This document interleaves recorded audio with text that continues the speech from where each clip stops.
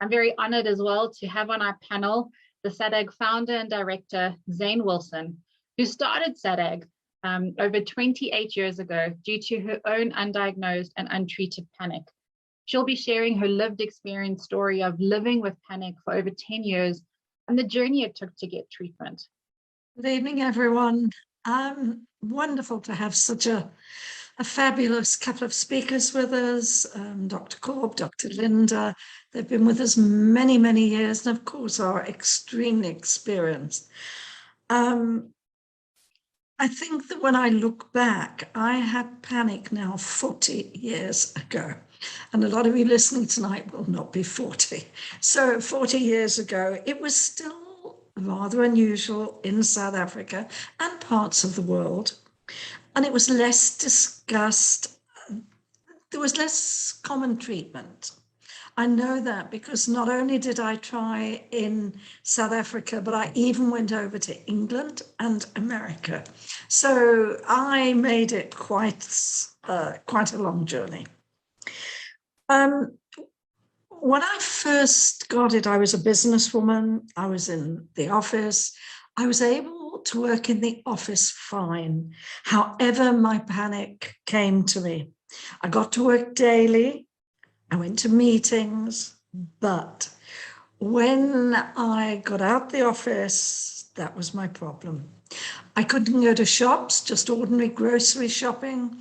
I used to shop, walk up and down, and suddenly start to feel panic, drop the basket of groceries outside.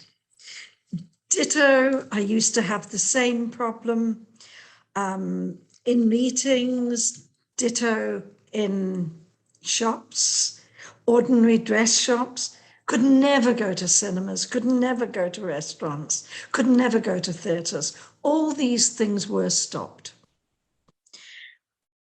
I started off by having probably one a week, then two a week, then three, then four, then one a day, two a day, and I was ending up with 4 or 5 a day. So I was quite severe and I felt shocking. I think the only thing that kept me going was working. That's only been my passion for all these years.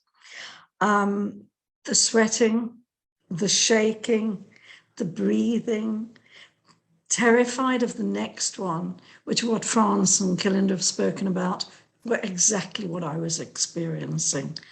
And I think 10 years and many experts, I did not get the right treatment.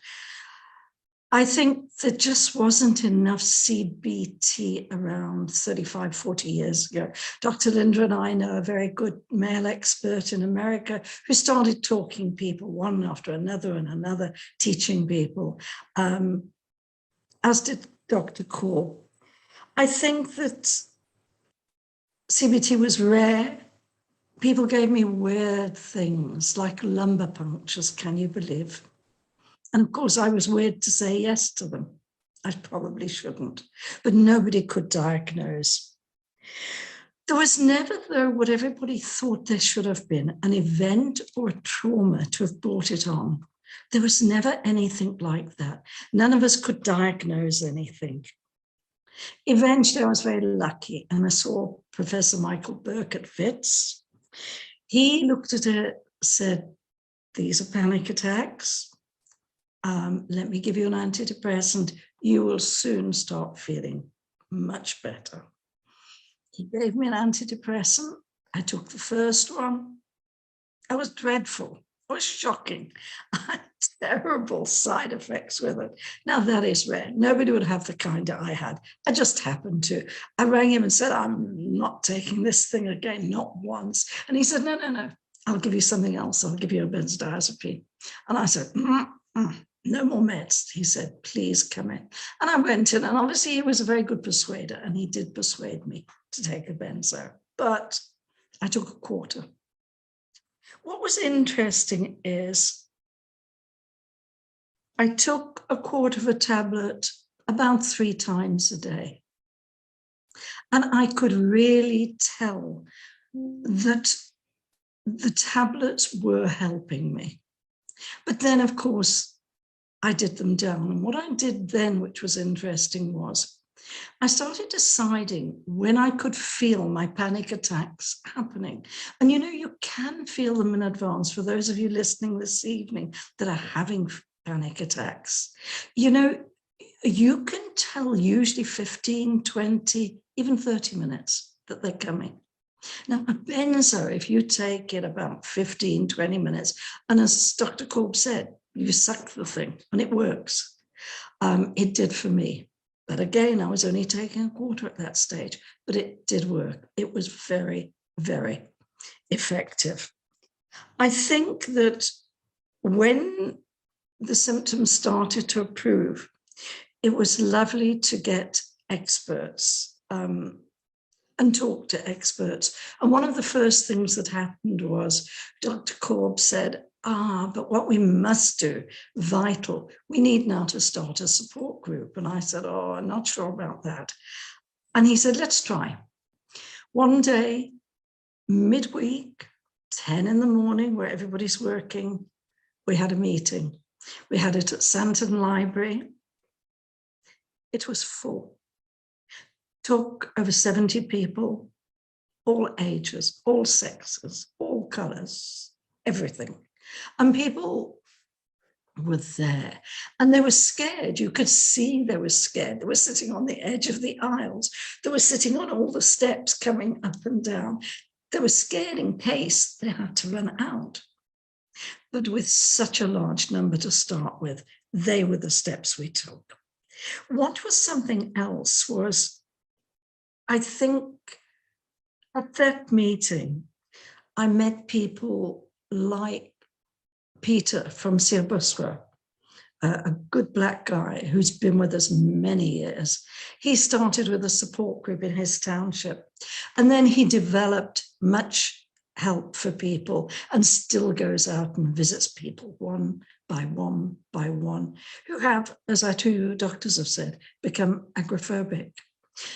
A girl called Gwen from Whitbank got her husband to drive her all the way from Whitbank to listen to us in that meeting.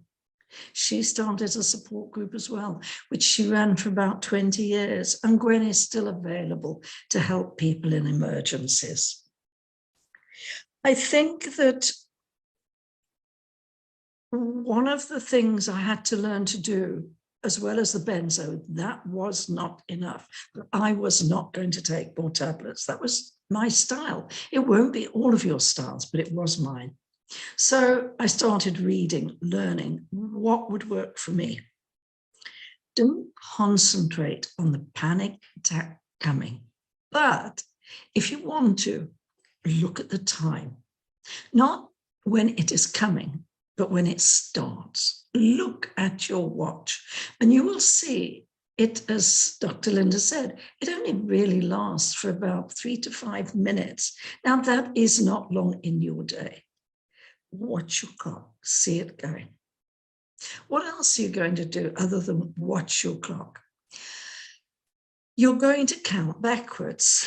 I decided to try this and I started 30, 27, 24, 21, because I was having to concentrate on things, take the concentration away from me feeling ill. Then I got a bit clever and started counting from 100, 97, 94. That was one of the important things I did, strangely. Another thing I did was I started chatting to people. I picked up the phone, people who I knew I would be available. I could talk to them and I could say, hi, how's your day? I would always choose somebody who wanted to talk quite a lot, always was happy to tell me what was going on. And I had to listen to with a good half an ear so that I could say, really, what did you do next? So it was very interesting to concentrate on somebody else on a telephone. That helped me greatly. Some of the other things I did was I did practice the slow breathing, as Dr. Linda was saying. It was very, very good. I think that is a very important, for me, it was called deep breathing because my breathing was very shallow. I had to do like this to keep up. So that didn't work. So that was something else that worked very, very well. I think that you will find things through your reading. There is some wonderful stuff on reading about panic. It's in our website. There are loads of books on it. There's lots of international websites as well that have got fabulous stuff. They can all work. There are simple things. People write down their thoughts. People go walking. I think that you will find those that suit you, as well as seeing a medical expert for possibly medication, if these are serious for you, and seeing a therapist who has a lot of skills in CBT. They both will work. We started everything going, and we started traveling the countrywide. We started support groups. We now have over 160. We have over 35 phone lines, which is wonderful. We have about 2,500 calls a day, not from just people with panic, depression, social phobia, OCD, trauma, but we are busy. We are huge. Mental health has become an important thing in South Africa to have good, positive NGOs working on. It's needed because so many people are not on a medical aid, do not have funds. And of course, where they live, there are no assets for them to talk to. We have 2 containers serving 300,000 each in 2 townships, Ivory Park and Diepsloot. We need another 10. So if you know wealthy people or companies who want to put a container out for us, get hold of us. We need more and more because the services in South Africa on mental health are not good enough. We have a very strong board. We have a lot of people working with us, advising us. We help you. We guide you. We do whatever we can. You will have the opportunity tonight to ask questions on panic attacks.